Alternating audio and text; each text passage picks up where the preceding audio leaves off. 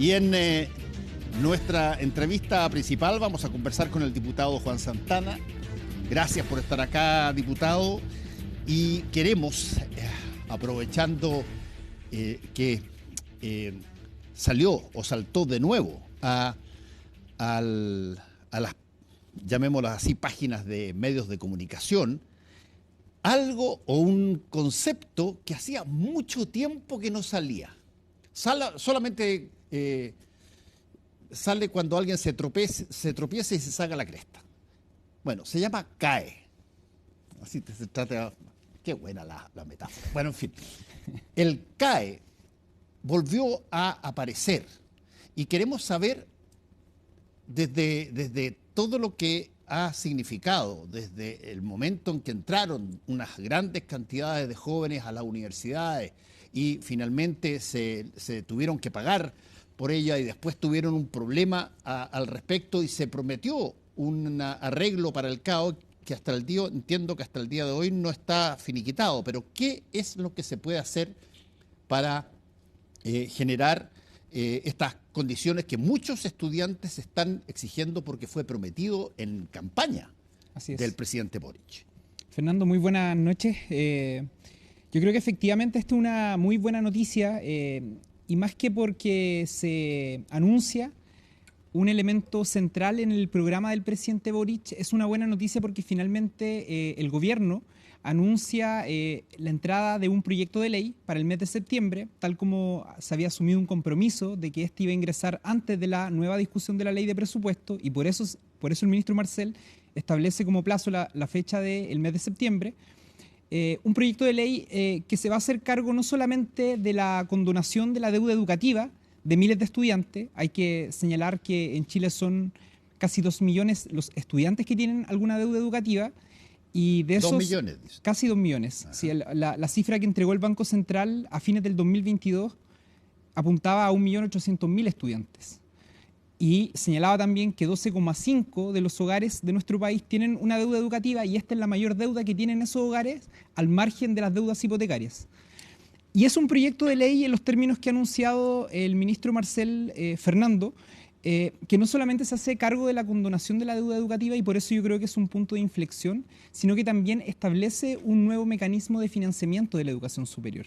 Y yo creo que esto es muy importante porque finalmente se avanza en una lógica de mayor integralidad para la educación superior, en donde no solamente el Estado, en este caso que debiese tener un rol central, va a destinar recursos para ella, sino que también la va a poner en el centro del desarrollo nacional.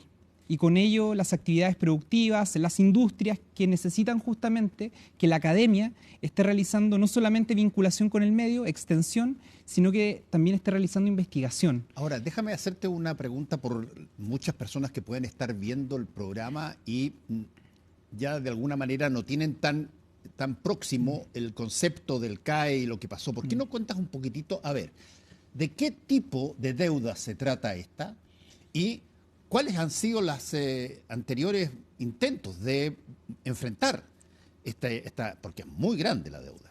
Claro, hay un elemento, eso sí, Fernando, porque yo de hecho veía en este mismo canal una entrevista que se le hace al ministro Marcel, que le hace Mónica Rincón, el día de ayer, en donde el ministro Marcel es especialmente cuidadoso respecto al contenido del proyecto de ley porque además no está finalizado.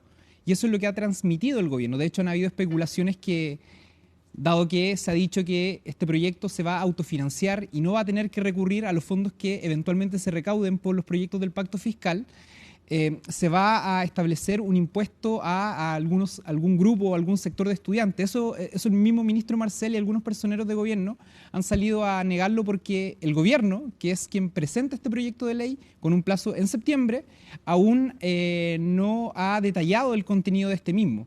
Lo que se ha señalado es que es un proyecto que se va a hacer cargo de forma gradual, responsable y progresiva de la deuda de aquellos estudiantes que tienen no solamente crédito con aval del Estado, sino que yo también entiendo que crédito Corfo o Fondo Solidario, que son los 3 instrumentos en donde hay una participación del Estado, sino que también, como lo decía recién, establece una nueva forma de financiamiento. Y este proyecto de ley, lo que ha dicho el gobierno, lo que ha dicho el ministro Marcel, es que se va a autofinanciar. ¿Qué es lo que puede desprender uno de ese mensaje? Para mí al menos es que se elimina la banca de la participación en esta materia de la fuente de financiamiento que eventualmente va a haber en la educación superior y se compatibiliza con otra política pública que se implementó en el segundo gobierno de la presidenta Bachelet, que es la gratuidad. No se contradice, sino más bien camina en la misma dirección y se hace cargo este nuevo instrumento de financiamiento de aquellos estudiantes que por distintas razones no son beneficiarios con la gratuidad. Ahora, te lo quiero volver a preguntar, pero en términos específicos ahora. ¿Cómo nace este crédito universitario para que los jóvenes estudiaran? ¿Cómo nace y cómo algo que en un momento dado fue aplaudido como una extraordinaria fuente de financiamiento termina siendo un tremendo problema? Un tremendo problema. Bueno, nace por el interés de miles de estudiantes, Fernando, que yo diría que esto se empieza a masificar a inicios de la década del 2000, de ingresar a instituciones de educación superior, no solamente universidades, sino que también institutos profesionales, centros de formación técnica. Y el Estado en ese entonces, el gobierno particularmente del presidente Lago, creó este instrumento justamente con el motivo de poder resolver el ingreso de aquellos estudiantes que, no teniendo los recursos para poder financiar, para poder pagar un arancel o una matrícula de forma permanente, querían y necesitaban estudiar en universidades públicas, universidades privadas, etcétera, etcétera. Y este instrumento se creó, se fue masificando, fueron accediendo a él muchísimos estudiantes, pero a la larga yo diría que un instrumento, una herramienta que se creó para facilitar el ingreso de estudiantes a la educación superior se terminó convirtiendo efectivamente en un problema.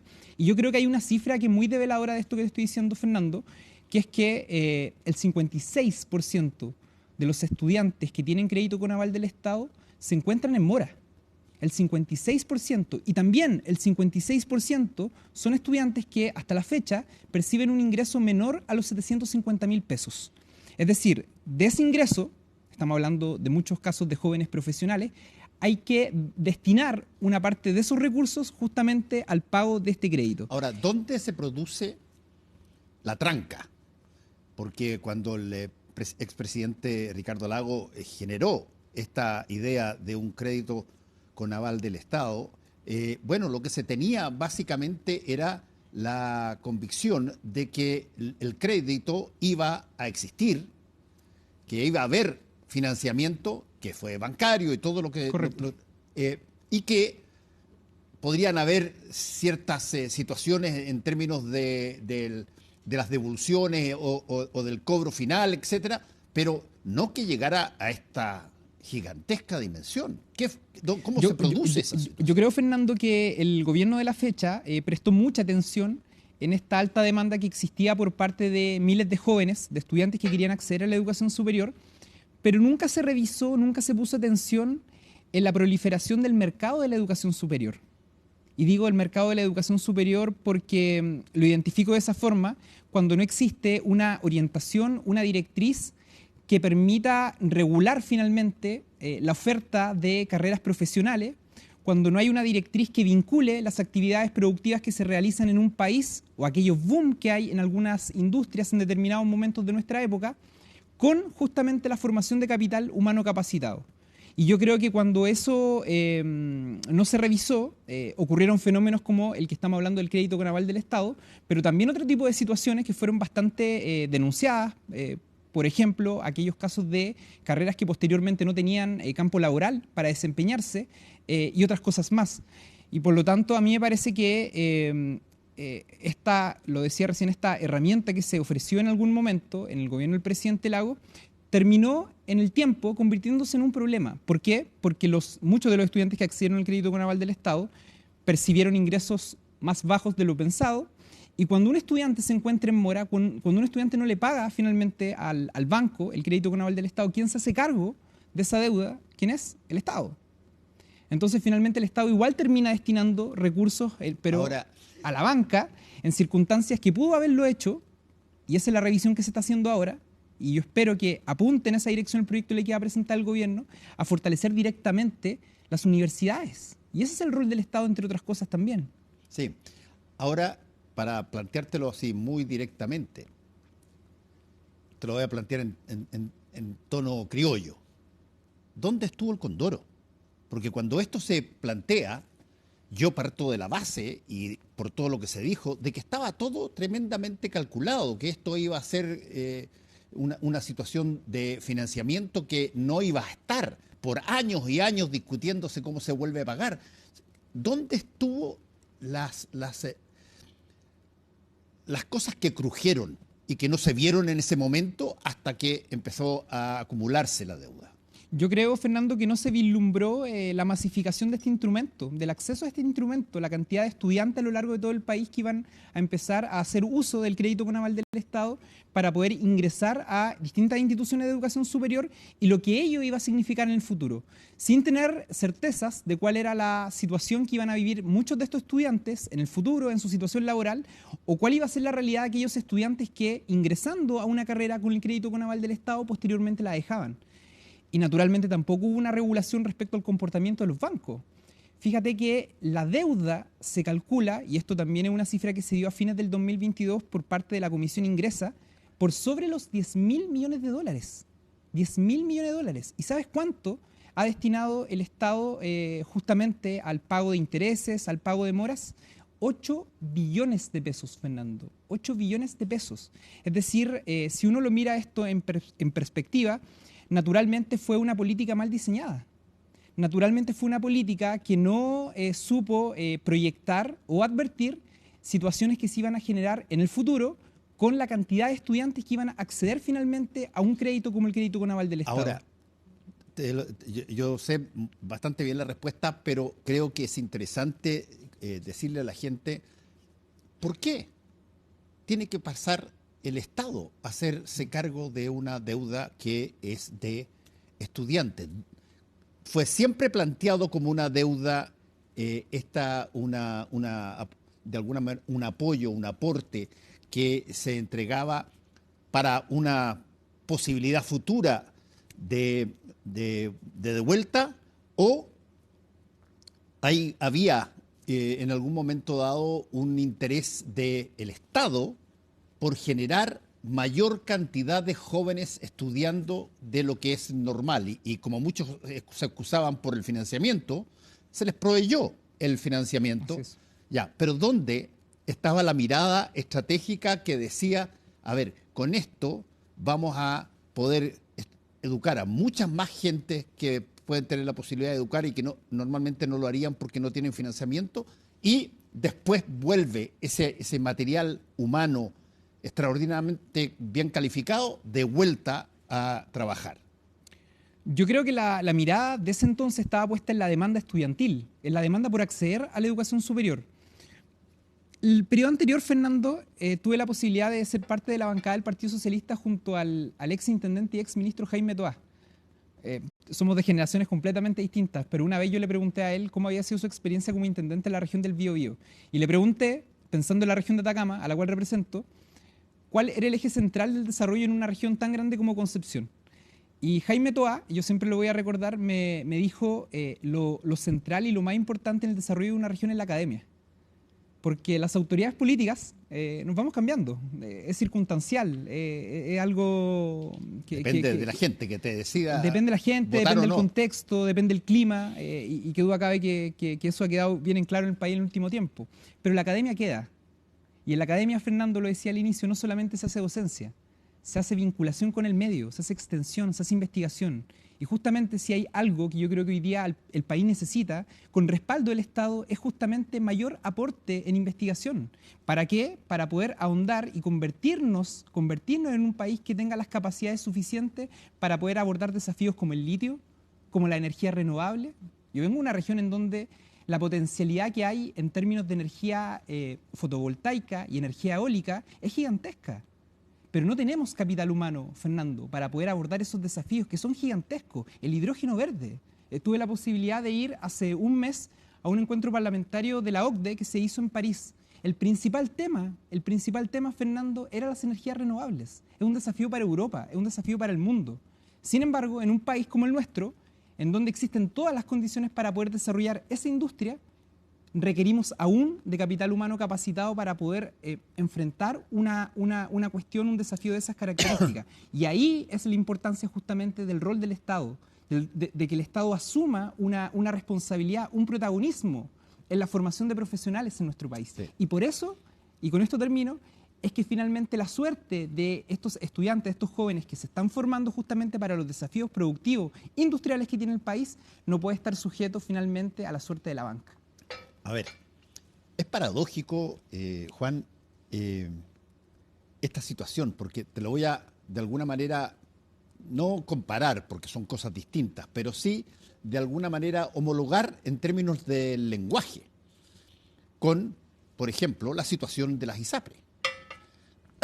Resulta que en el ámbito de la educación, toda la banca que financió y ayudó a financiar el CAE, bueno, exige que le paguen de vuelta la plata y porque eso es lo que corresponde. Y han dicho con justa razón, durante mucho tiempo hay que hacer algo para que esto se nos pague, porque es una...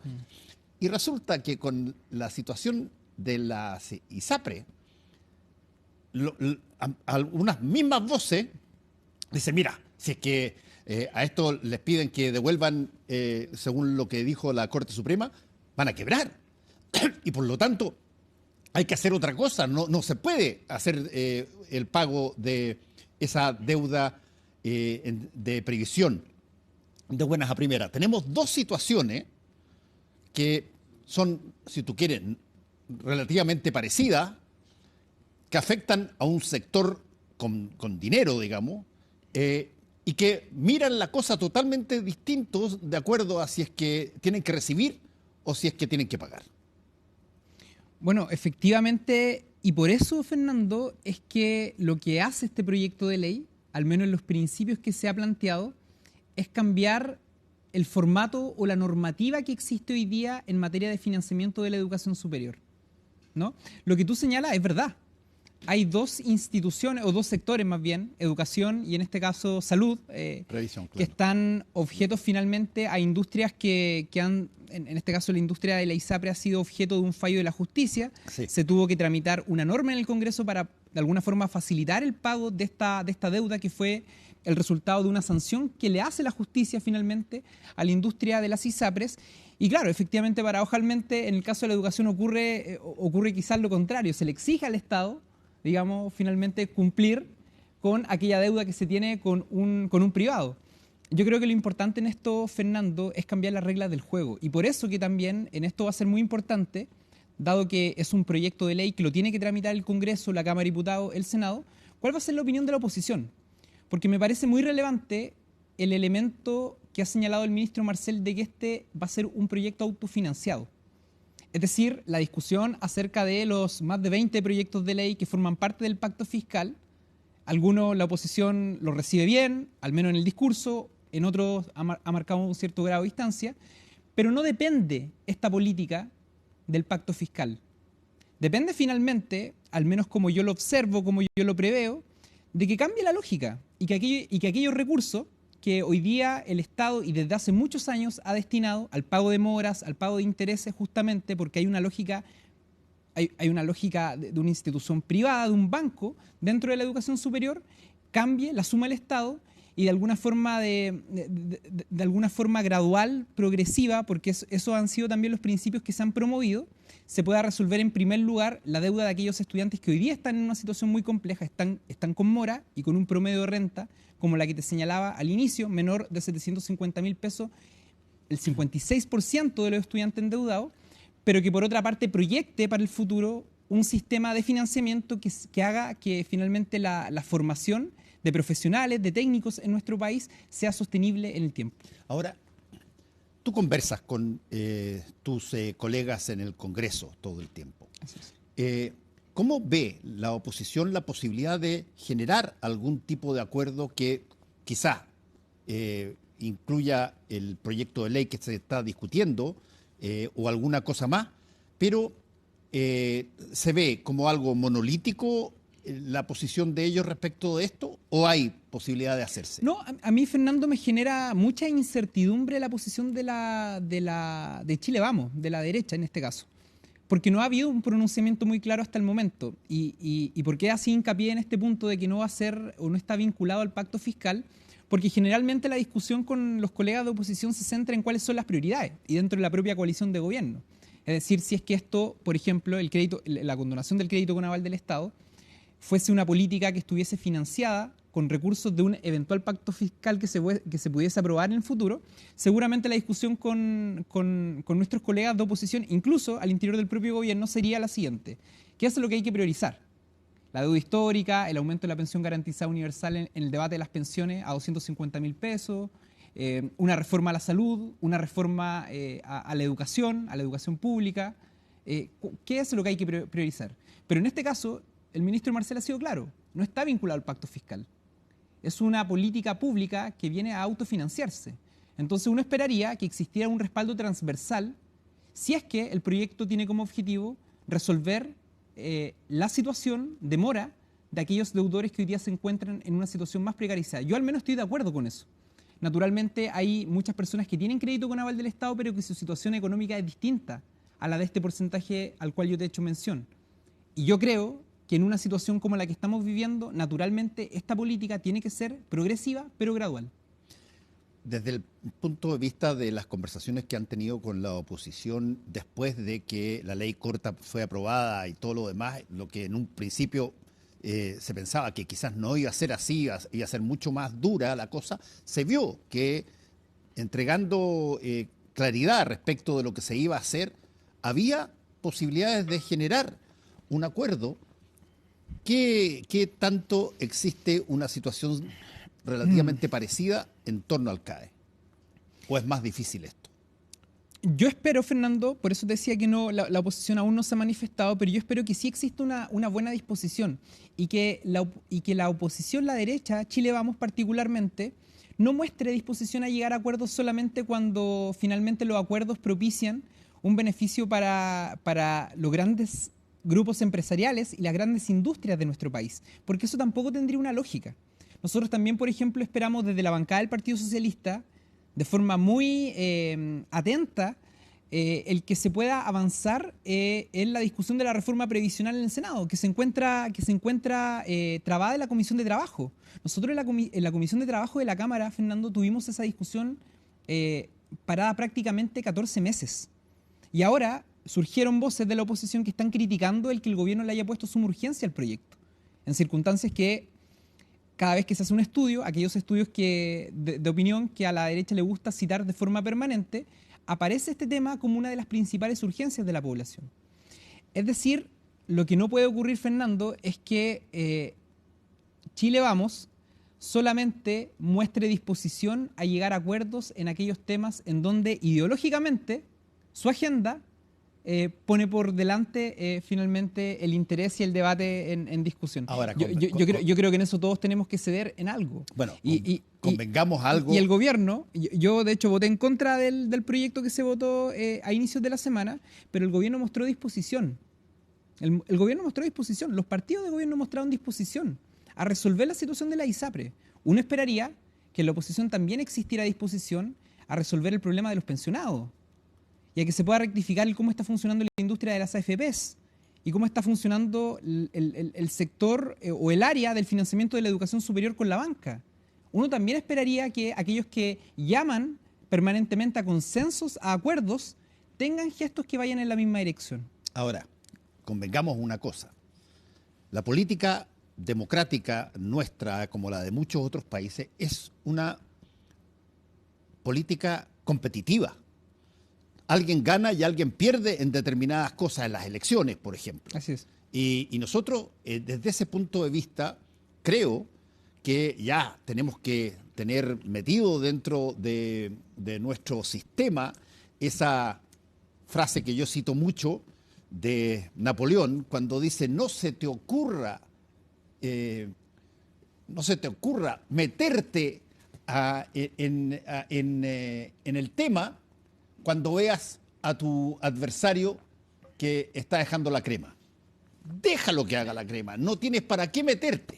Bueno, la lógica de esa frase es que, como es competitivo esto y como hay ahora elecciones, que conseguir probablemente los acuerdos para cosas tan trascendentales como, por ejemplo, el CAE, debe ser mucho más difícil, ¿o no? Debiese ser parte de una discusión profunda, Fernando, una discusión que tenga como resultado un acuerdo amplio, más transversal, porque como dices tú, una política muy importante y requiere acuerdos que la haga sostenible en el tiempo. Y hay algo más importante incluso, y que yo creo que es la legitimidad finalmente del sistema político. Si, Fernando, no resolvemos estos problemas, los problemas de los estudiantes y de los ex estudiantes, si no resolvemos los problemas de el sistema de salud, si no respondemos y no resolvemos los problemas de los pensionados, naturalmente la legitimidad del sistema político, la legitimidad de nuestra democracia es la que se deteriora. Y ahí créeme, Fernando, que perdemos todos. Sí, yo estoy de acuerdo, solo que esto Y esta lleva discusión, 15 años y esta dando discusión, vuelta. la del crédito con aval del Estado, tú lo acabas de decir, se ha prolongado por años. Sí, pues. Mira, yo soy militante socialista. El CAE se creó en un gobierno de un socialista. Yo naturalmente no era parlamentario en esa época, de hecho era bastante más niño. Pero yo me hago cargo, porque soy militante de un partido político. Y me hago cargo y asumo la responsabilidad que eso significa.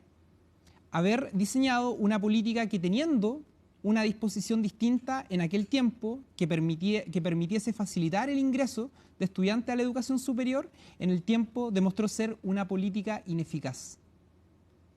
¿Qué hace uno frente a eso? Rectifica. Y hoy día estamos en un gobierno, tenemos una oportunidad, se hizo un compromiso dentro del programa de gobierno y lo queremos enfrentar. Bueno, yo te quiero agradecer, Juan, que conversemos de este tema porque no mucha gente tiene pegada en la memoria lo que fue todo lo que representó el CAE con todas las derivaciones que hoy día estamos viendo, pero ojalá que con este impulso de la ley corta que salió, de repente pueda haber algún tipo de acuerdo mínimo que permita el que efectivamente no estén muchas personas, mucha gente que estuvo en el sistema universitario con esta suerte de espada de Damocles de tener que pagar una deuda feroz por, como tú muy bien lo dijiste, por una ley mal ejecutada. Muchas gracias. Muchas gracias, Fernando. Te vaya bien.